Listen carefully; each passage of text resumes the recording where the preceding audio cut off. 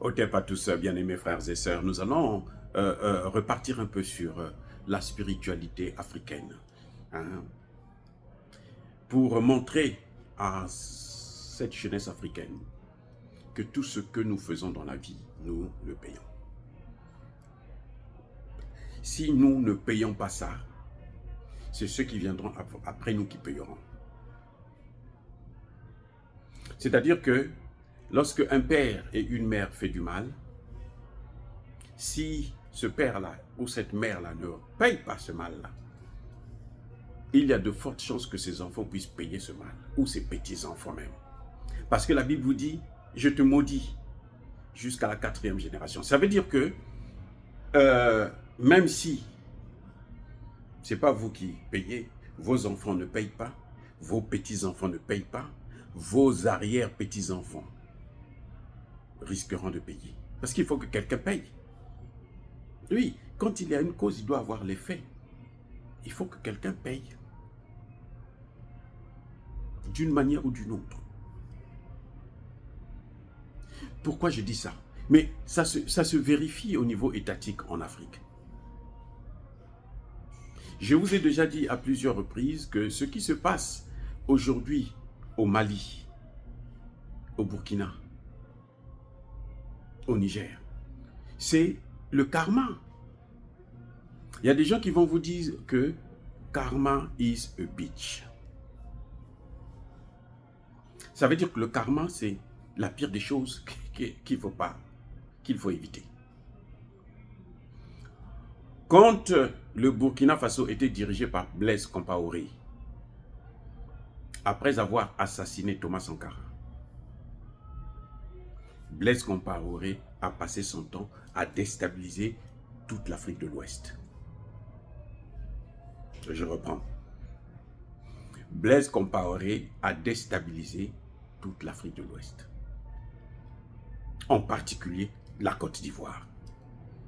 Et ça, c'est pas moi qui peux vous le dire. Demandez à Guillaume Soro. Où est-ce que Guillaume Soro est allé préparer sa rébellion? C'est en Côte d'Ivoire. Où est-ce que les terroristes, plutôt c'est au Burkina Faso, où est-ce que les terroristes venaient se la couler douce dans des grands hôtels? Mais c'est bien au Burkina Faso, aux frais de l'État burkinabé. Et qu'est-ce qui se passe maintenant? Compaoré lui-même est une légume. C'est le peuple qui est en train de se payer.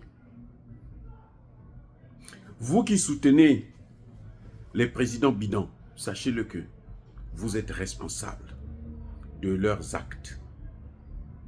Il y a des jeunes qui soutiennent Alassane Ouattara aujourd'hui, ils disent bon, déstabiliser ici, déstabiliser là, ils sont contents. Mais vous savez quoi? Parfois, c'est vous, ces jeunes-là, quand vous serez maintenant au pouvoir, c'est là que maintenant vous allez voir que la Côte d'Ivoire aussi est déstabilisée par d'autres pays. Je dis ça pourquoi? C'est concernant la RDC, le Congo démocratique et le Rwanda. Ce qui est en train d'arriver au Congo démocratique, ce n'est pas nouveau. Ce n'est pas la méchanceté de Dieu. C'est seulement l'effet du karma, le retour à l'envoyeur. Le président Mobutu, dont le fils, Nzanga Mobutu, est encore là, je pense qu'il peut le témoigner s'il est franc, a passé tout son temps à déstabiliser l'Afrique centrale. Pendant que Blaise Compaoré déstabilisait l'Afrique de l'Ouest, Mobutu déstabilisait l'Afrique centrale. Il n'y a pas eu un seul coup d'État en Afrique centrale où Mobutu n'était pas impliqué. Il n'y en a pas eu. Mais aujourd'hui, qu'est-ce qui est en train de se passer? C'est un petit pays comme le Rwanda. Je dis bien un petit pays, un pauvre pays comme le Rwanda, qui est en train de déstabiliser un éléphant. Vous voyez, c'est comme une puce là, qui vient, qui est là, vous piquer. La nuit là, vous ne pouvez pas dormir parce qu'elle est en train de vous piquer. C'est une puce. Hein. Vous pouvez l'écraser. Mais Elle est très petite, mais elle vous pique. C'est ce que le Rwanda est en train de faire. Le Rwanda est en train de faire payer à la RDC ce que Mobutu a fait. Et vous allez voir, le temps de Kagame n'est plus pour longtemps. Kagame ne va plus déstabiliser encore la RDC là pour longtemps, parce que Dieu va arrêter ça. Mobutu a passé combien d'années au pouvoir? 32 ans ou je ne sais pas combien. Hein? Je pense. En 32 ans, 40 par là. Donc, forcément, Kagame, il va s'arrêter. Mais Kagame, lui aussi, tôt ou tard, les Rwandais sont partout là, dans le monde là, en train de fêter, ils sont contents parce que hein, ils se la coulent douce là, sur les matières premières de la RDC. Vous allez voir comment ça va se passer. C'est-à-dire que c'est une obligation. Vous comprenez? Vous ne pouvez pas arrêter ça, ce phénomène-là. Vous ne pouvez pas. Ça, c'est la spiritualité africaine. Vous ne pouvez pas. Que Tshisekedi donne des armes à son armée pour bouter ces Rwandais-là hors du territoire, parce que l'armée congolaise peut le faire, puisque les Wazalendo qui ne sont pas armés, qui n'ont rien, qui n'ont même pas de formation, arrivent à les mettre mais alors, en déroute, faire fuir des centaines, hein, des milliers de neutraliser plusieurs généraux et autres. Alors, ce n'est pas l'armée qui ne peut pas faire ça, l'armée congolaise. Mais parce que Tshisekedi est là tout le temps à les freiner, ainsi de suite. Le jour que Tshisekedi va dire que je vais arrêter ça, il va arrêter ça. Et il n'a pas besoin de la France pour arrêter ça. Ce n'est pas la France qui va arrêter ça. Non, arrêtons de penser que c'est aux autres de venir régler nos problèmes. Vous voyez le Mali est en train de régler ça lui-même. Le Congo aussi, il doit régler ça lui-même. C'est le Congo qui doit dire, qui doit frapper les Rwandais là, pour qu'ils puissent arrêter de les emmerder. Tant que le Congo ne fera pas ça, ben le Rwanda va continuer à l'emmerder, même après Kagame. Mais je veux dire que Kagame aujourd'hui, Kagame est le déstabilisateur du Burundi. Hein. Ce n'est pas seulement la RDC, le Burundi là.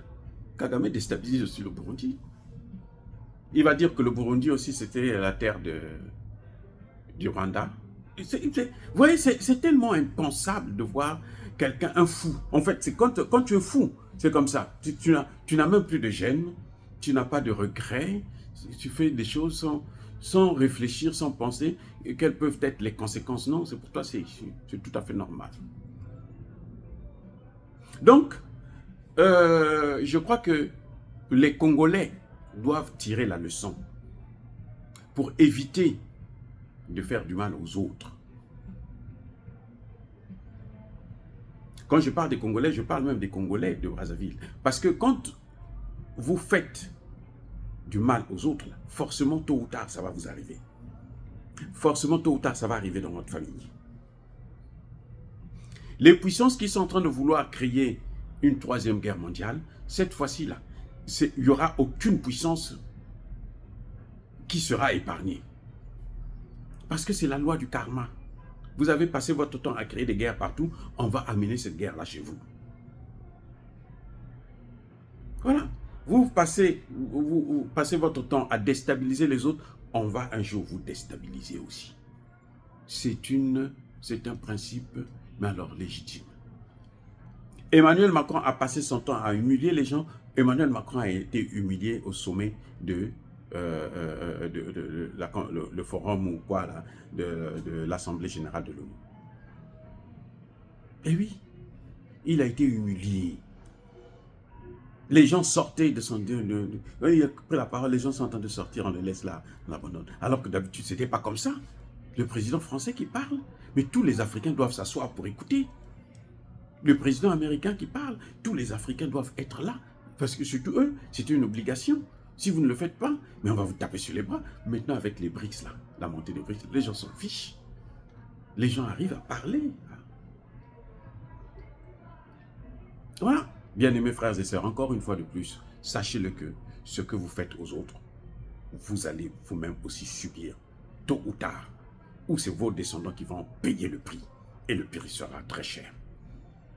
Soyez bénis, abondamment bénis par le Dieu de Kémité, par nos ancêtres angélisés. J'ai dit et j'assume.